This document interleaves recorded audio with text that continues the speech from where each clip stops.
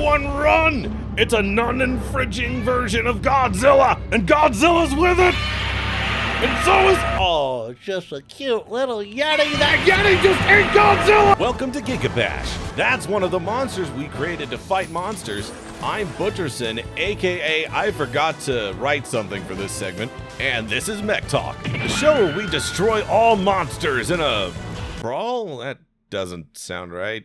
Anyway, let's get into it. Well, not much to say here. World's boned, we've got kaiju, we've got robots, we've got sentient salad, we've got monsters that are taller than buildings, we've got buildings that are monsters. And they're all beating the stuffing out of each other. GigaBash is a 4-player beat-em-up, smack your friends, silly multiplayer monster mash akin to old-school games like War of the Monsters and Godzilla. Destroy all monsters. Very much a no thoughts, head empty kind of game, just like the kaiju that are wreaking havoc across the globe. So who's gonna save the screaming claymation dolls from Rodney Dangerfield? Like the genie one? There was an Ultra Rayman reference that actually came out of retirement, but he's definitely showing his age from 1980. So Automatech spent years going through alien space rocks as a power source dating as early as 1991 to build a robot that can go toe-to-toe with creatures that outgrew their suit actors. Thor Albatross is a lumbering tower of steel that carries around another tower of steel, which is kind of the source of his power in sick combos. Apart from being used as the world's most intimidating colonoscopy tool, it extends and lights up to pull off a Thor move by calling down lightning almost anywhere on the field. Or is that more of a Shazam thing? I'm getting my capes all mixed up. Whatever! Static Shock is the best lightning boy anyway. Ooh, that'd be cool if he was piloting Thunder. Who the heck is that guy? He looks like a Netflix adaptation of Mr. Peabody and Shemaine. The Azure Striker, despite his lightning-fast moveset, is not the quickest on his feet compared to the rest of the roster. Hi, Editing Butch here. I really don't know what I was talking about whenever I said that. He's actually kind of average. He's got about the same speed as everyone else on the roster. Anyway, I'm calling scripting Butch out on this one. I'm calling him a liar. Anyway, but he's not completely helpless, as he's got multiple tools to close the gap and start an all-out smackdown.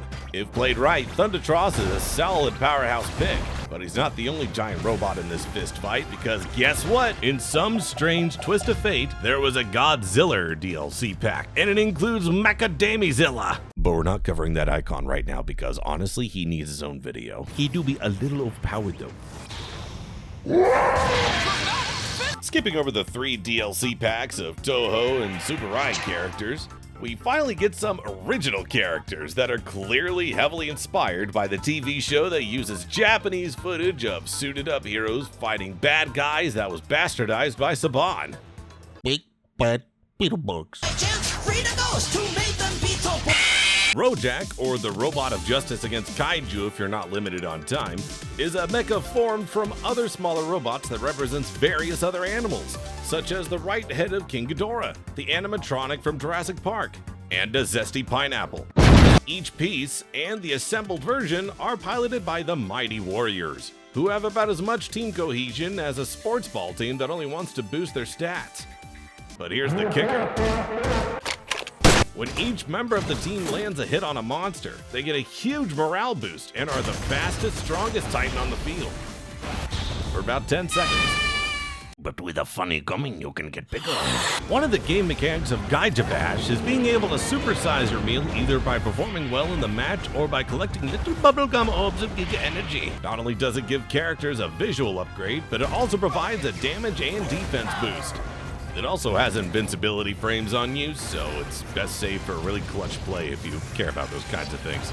But there's a big boy that doesn't need to get bigger, even though he can get bigger. One boy that makes these two look like absolute fools. Yes, in fact, he's much bigger, deadlier, and more American-made than his fleshy, spongy, freaky counterpart to which he's based off of. Originally in the story mode and as a roaming NPC on a certain map, he's finally been made playable as a free DLC.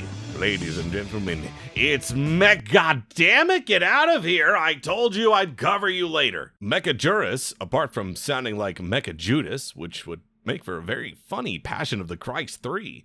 And I brought you myrrh. Thank you. Murder.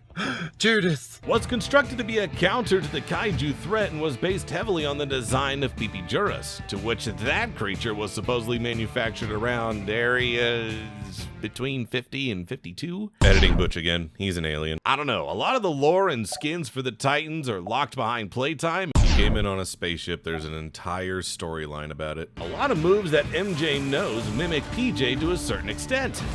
What the mecha version can't technically do in terms of the game's universe, makes up for with physical feats. Long distance attacks are performed with its claw arm and rocket drill. Slow descents are made with the boosters on its tank treads. It even has a counter shield, just like its counterpart, as expected of a man-made machine designed for the purpose of merchandising. It even has a movie deal with Universal Studios? Well, that's dumb. They should have gone to Legendary first. All the mechs presented here, along with the rest of the cast, have an ultimate ability apart from gigantifying themselves. But they can only access it with...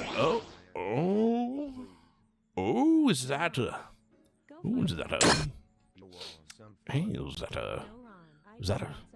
Is that a smash ball? When the game has gone on too long, the universe bestows a big G onto the field. You need to get to it and beat the shit out of it before the others to get your big dynamo damage move. Thundatross darts and bounces around the field and finishes with a shockwave that knocks away everyone in the vicinity. MechaJuras fires a drill that pierces the heavens, then the earth that pulls in all competitors for big damage. And Rojack goes into all-terrain vehicle mode where all 5 pilots start bashing the buttons until something works. So when all's said and done, are the mechs in this game cool? Yo, to me it was more like they grew onto me. It's growing! On first glance, Thundatross' design is too spiky for my liking, and Rojack's is too busy. And MechaJuras is just a copy of MechaJuras, but it tries to be more like a gun tank. Beepy. However, the devs of this game have given the entire cast of characters so much love and attention, it's hard to not like them. And it's not just the designs either. The animations, the lore, the gameplay, the whole package is just a comfy time for any fan of giant monster media. If you've got a group of friends that need something to play casually one night, you could do a lot worse than GigaBash.